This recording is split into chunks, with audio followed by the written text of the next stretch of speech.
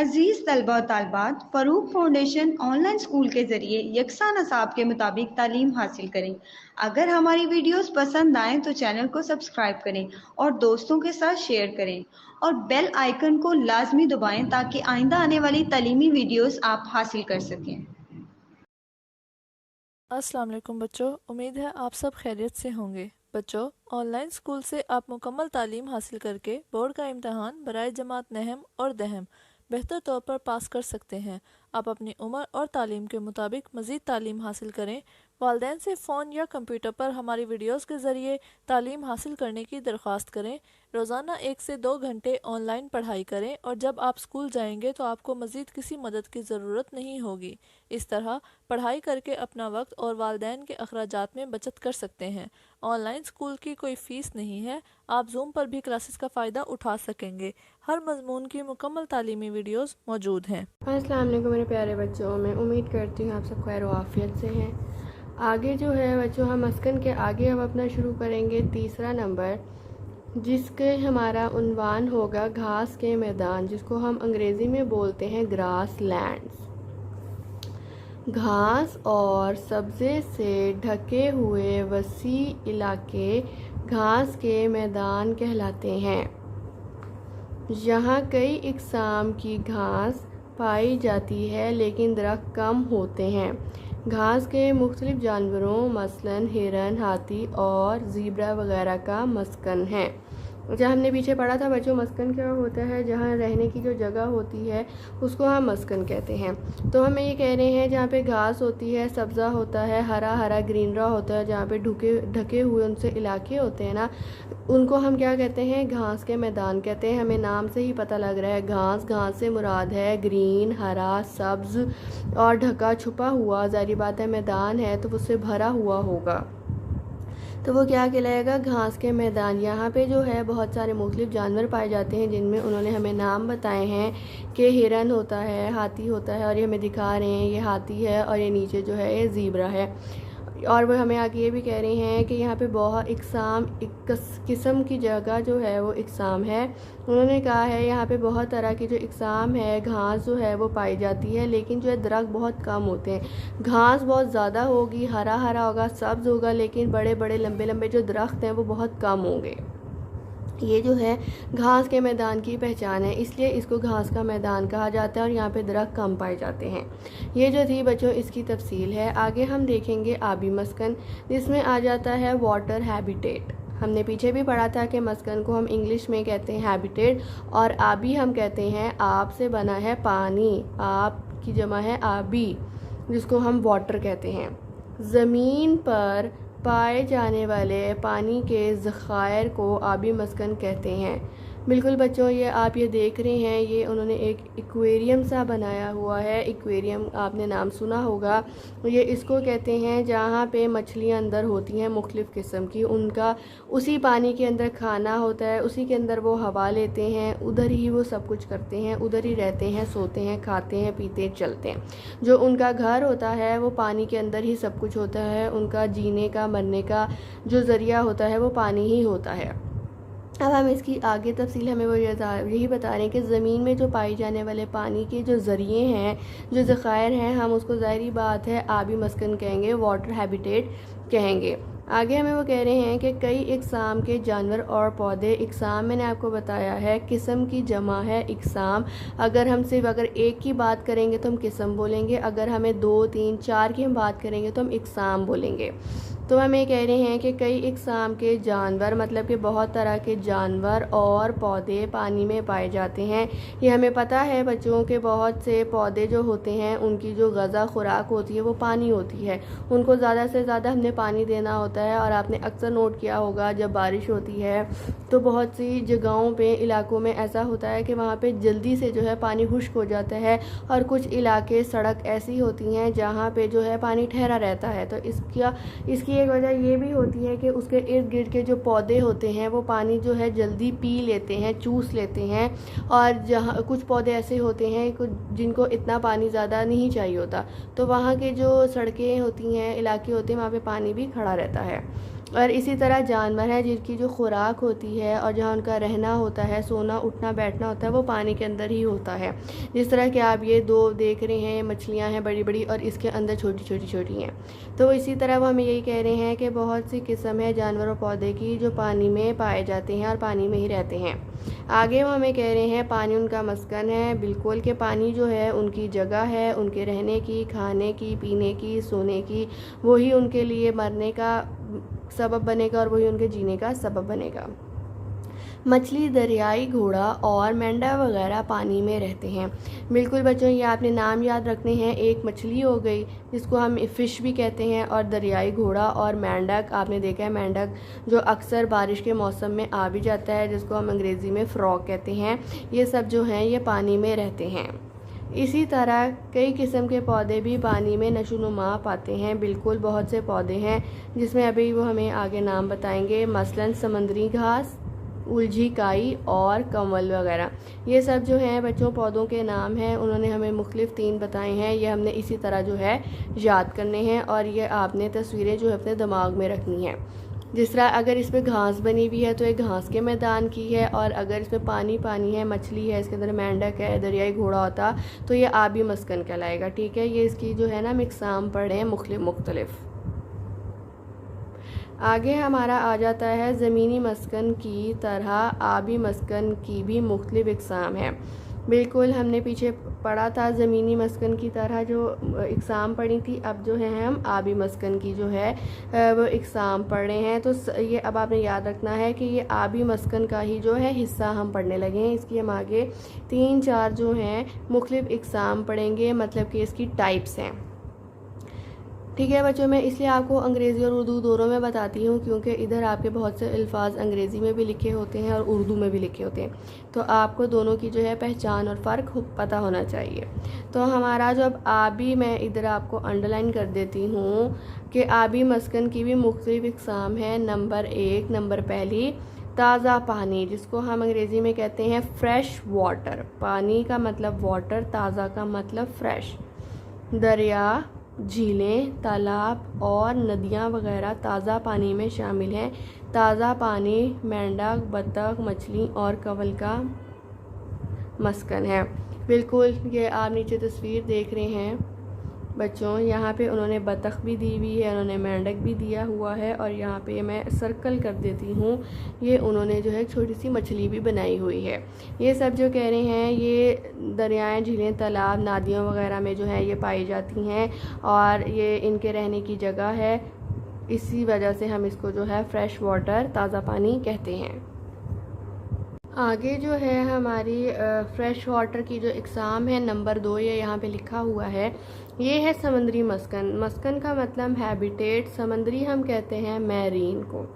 समंदर से बना है समंदरी। समंदर सबसे बड़ा आबी मस्कन है। जानवरों और पौधों की मुख्तलिफ इकसाम की बहुत बड़ी तादाद इस मस्कन में पाई जाती है। समंदर जेलीफिश, कीकड़ा, सितारा मछली, समंदरी कछुआ, समुद्री घास और काई का मस्कन है।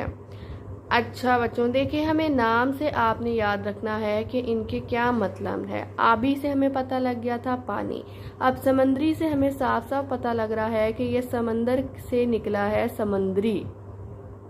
और मस्कन हम पीछे से पढ़ते आ रहे हैं, हैबिटेट, रहने की जगह को जो है हम मस्कन कहते हैं। जिसकी मिसाल ये है कि जैसा कि हम अपने घरों में आज रह रहे हैं, तो ये हमारा मस्कन है, ये हमारे रहने की जगह है, जहाँ पे हम रहते हैं, सोते हैं, उठते हैं, बैठते हैं, खाते हैं, पीते हैं। ठीक है, तो ये हमारा मस्कन है। उसी तरह पौधों का, जानवरों का, चरिंद परिंद का, इन सब का भी मस्कन है मुख्तलिफ। तो समंदर सबसे बड़ा आबी मस्कन है, जिसका मतलब है समंदर जो है उधर पानी ही पानी होता है, वो बहुत बड़ा जो है एक आबी मस्कन है, मतलब कि वाटर का हैबिटेट है।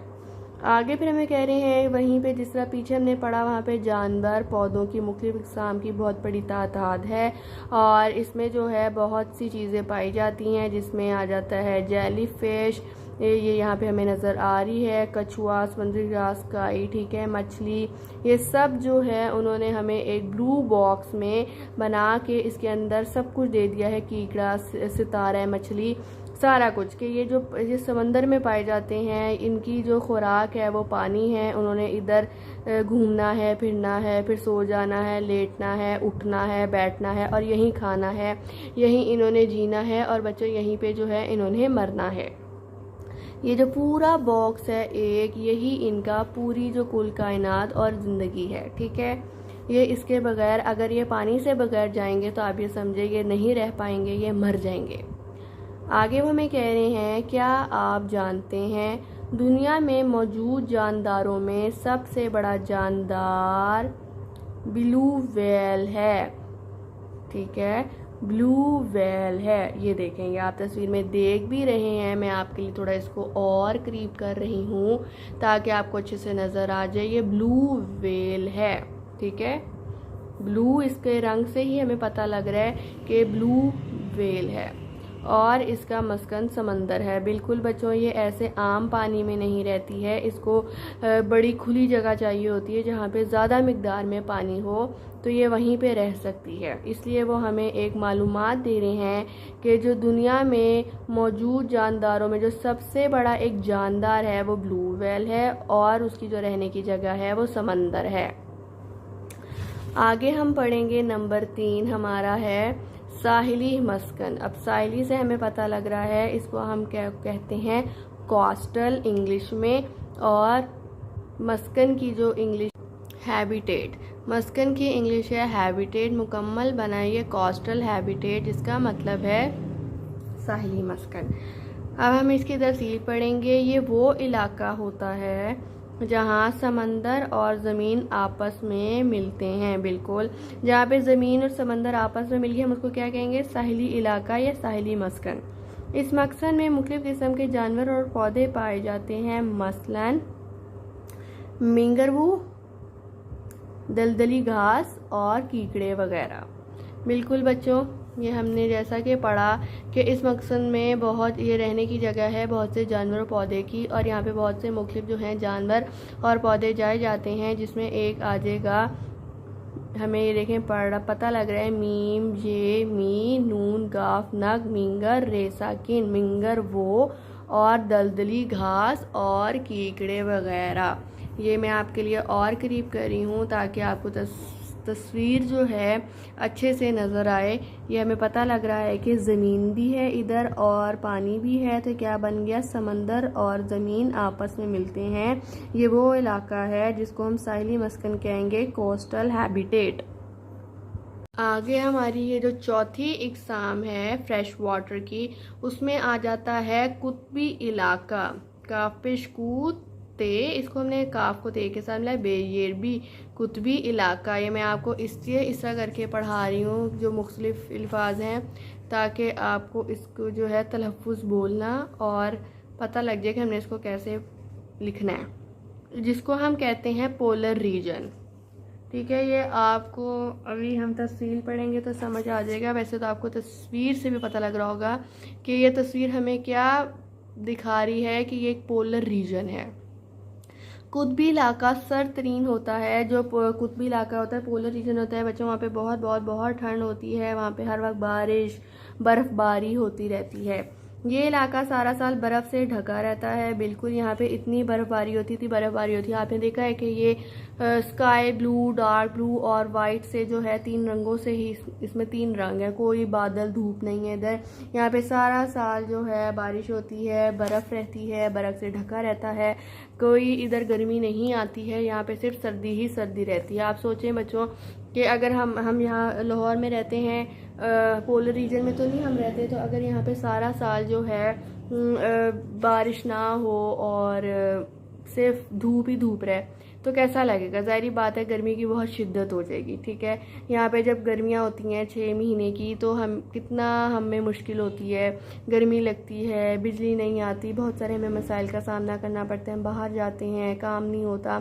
तो इसी तरह आप सोचें अगर पोलर रीजन में हम रह रहे हों, हम कुतबी इलाके किसी में रह रहे हों जहाँ पे सारा साल बर्फ़ ही बर्फ़ हो, ठंड हो और उससे क्या होगा, बहुत सी बीमारियां होंगी, कोई काम नहीं होगा, आप घरों से बाहर नहीं निकल पाएंगे, बहुत सी आपको मुश्किलात को सामना करना पड़ेगा, धूप नहीं होगी, आप अगर अपने कपड़े धोते हैं फ़र्ज़ करें तो वो कपड़े खुश्क नहीं होंगे, ठीक है। तो इसके बहुत से नुकसान आते हैं। बर्फ़बारी होगी, हर जगह बर्फ़ होगी, आप बाहर नहीं निकल सकते, आप कहीं जा नहीं सकते। बेशक आपने कहीं पास भी जाना है तो आप वहाँ भी नहीं जा सकते, क्योंकि आप अगर पैदल जाएंगे तो भी नुकसान है, आप किसी गाड़ी पे जाएंगे तो भी आपको नुकसान ही नुकसान है।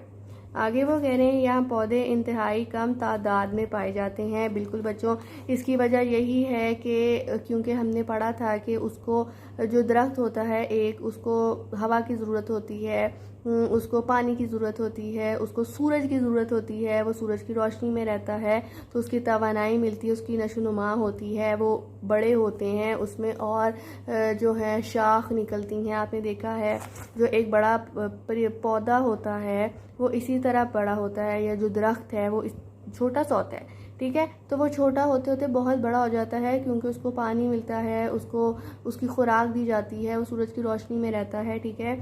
तो जहाँ पोलर रीजन में जहाँ धूप ही नहीं आती तो ज़ाहिर बात है वहाँ पे कैसे कोई पौधा होगा ना, उसके लिए बहुत मुश्किल है कि वो वहाँ पे जो है ज़िंदा रह सके। एक दरख्त के लिए, एक पौधे के लिए बहुत ज़रूरी है सूरज की रोशनी। तो जहाँ पे सूरज की बच्चों रोशनी ही नहीं है तो वहाँ पे जो है पौधों की, दरख्तों की तादाद बहुत कम होती है, इतनी कम होती है ना होने के बराबर। कोई इक्का दुक्का होगा, इसके अलावा आपको वहाँ पे कभी भी आपको दरख्त नज़र नहीं आएंगे। अगर तो आपका कभी किसी का भी कुतबी इलाके में जाने का कभी मौका मिले तो ज़रूर जाइएगा और वहाँ पे ख़ुद ये देखिएगा, तो आपको ये बात याद आ जाएगी जो हमने अपनी किताब में पढ़ा था, वो यही लिखा हुआ है। फिर आगे कह रहे हैं कुतबी इलाके में पाए जाने वाले जानवरों में कुतबी, रीछ, पेंगुइन और भेड़िए वगैरह शामिल हैं। बिल्कुल, ये बच्चों दो जो हैं पेंगुइन है और ये जो है ये रीछ हमें दिखा रहे हैं तस्वीर में ही कि यहाँ पे जो है ऐसे जानवर पाए जाते हैं जो सर्द ठंड में रहते हैं, जिनका जो जिस्म है, जो बॉडी है, वो दर्जे हरारत टेम्परेचर जो है सर्दी को बर्दाश्त कर लेती है। उनका जिस्म में ऐसी चीज़ होती है कि वो हर वक्त सर्दी में रह सकते हैं, उनका गुजारा ही सर्दी में है, वो अगर गर्मी में जाएंगे तो वो मर जाएंगे।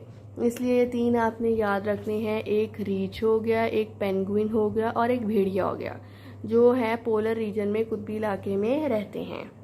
हमारा जो आज का आखिरी है बच्चों, वो ये हमें कह रहे हैं कि क्या आप जानते हैं नंबर 1, कुतुब जनूबी एंटार्क्टिका का 90% इलाका बर्फ़ से ढका हुआ है। बच्चों हमने जो पीछे पढ़ा भी है कुतबी इलाका, कुतबी जनूबी, जिस तरह कुतबी इलाका है उसी तरह एक कुतुब जनूबी जो है हम उसको एंटार्क्टिका कहते हैं। ये एक इलाका है जहाँ पे आप देख रहे हैं 100 में से 90% जो है ये बर्फ़ से जो है ढका हुआ होता है। नंबर 2, पेंगुइन ऐसा परिंदा है जो उड़ नहीं सकता लेकिन बहुत अच्छी तरह तैर सकता है। बिल्कुल बच्चों, ये आप देख रहे हैं ये पेंगुइन है। ये जो है ये ऐसा परिंदा है, ये उड़ तो नहीं सकता लेकिन ये पानी अगर में हो तो ये बहुत अच्छा जो है स्विमिंग कर सकता है, कर सकता है, स्विम कर सकता है। तो नंबर 3 है बर्फ़ानी इलाके में पाए जाने वाले जानवरों की जिल्द के नीचे चर्बी की एक मोटी तह होती है जो उन्हें सर्दी से महफूज रखती है। बिल्कुल बच्चों, जो बर्फ़ानी इलाके होते हैं या जो बर्फ़ानी जहाँ पे बर्फ़ पाई जाती है, जो इलाके होते हैं, जो जगहें हैं, वहाँ पे जो हैं पाए जाने वाले जो जानवर होते हैं उनकी जिल्द के नीचे जो है ना ऐसी चर्बी लगी होती है, उसकी बहुत मोटी होती है वो, कि उनको इतनी सर्दी महसूस नहीं होती जितनी वहाँ पे होती है, उनको वो सर्दी से महफूज रखती है। जो था सारा हमारा बच्चों आज का था, जिसमें हमने कुतबी इलाका देखा और हमने पीछे भी बहुत सी चीज़ें देखी, जिसमें हमने देखें आबी मस्कन देखा, घास के मैदान देखा, ताज़ा पानी देखा, साहिली मस्कन देखा और समंदरी मस्कन देखा। और ये एंड में उन्होंने हमें बहुत एक हमारी जो मालूमात में इजाफ़ा करने के लिए चीज़ थी हमने वो भी देखी। तो मैं उम्मीद करती हूँ बच्चों आपको अच्छे से समझ आ गया होगा। अपना जो है बहुत सारा ख्याल रखिएगा और जिस तरह मैंने आपको बताया है, पढ़ाया, आपने उसी तरह इम्तिहान की तैयारी करनी है। अल्लाह हाफ़िज़ बच्चों।